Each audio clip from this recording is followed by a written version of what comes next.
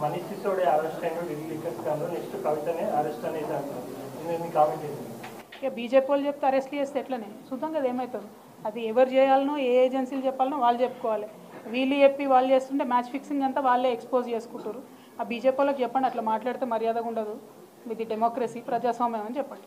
Why are we even taking Bandi Sanjay seriously? First point. Second point, mister Bandi Sanjay has lost it. Everybody understands that in this state. Third point, in Uttar Pradesh bulldozer Sarkar, 33% reservation is only given to local bodies for the women. I've just mentioned that. Whereas in Telangana, a progressive state like Telangana, we give 50% women reservation even at the local level.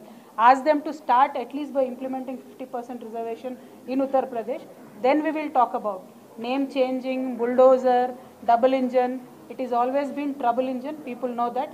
When compared to UP's progress, Telangana's progress, in fact, there is no comparison at all. So that is why people have stopped taking him seriously.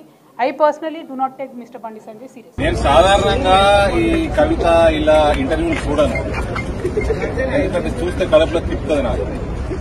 అయితే ఇప్పుడు ఎవరు పంపించిండ్రు, నా పేరు తీసిందంట, మేమట టికెట్లు అమ్ముకొని సంపాదించినామట.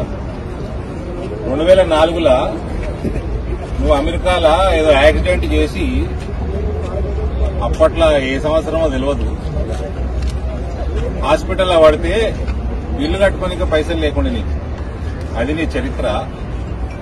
సరే, రాజకీయం సంగతికి వస్తే మీ అయ్య పార్టీ పెట్టుకొని తెలంగాణ వాదం మీద ఉద్యమం చేద్దా అని వచ్చిండు.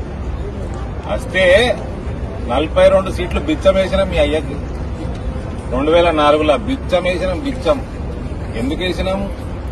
ఎవడో బక్కోడు తెలంగాణ వాదం నిలుపుతారా అంటే, వాదం కోసము అప్పట్లో రాజశేఖర్ రెడ్డి, డి శ్రీనివాసు, కాంగ్రెస్ గాలిలా మీరున్నా లేకున్నా బిచ్చగాళ్ళు ఒక ఊపినాం.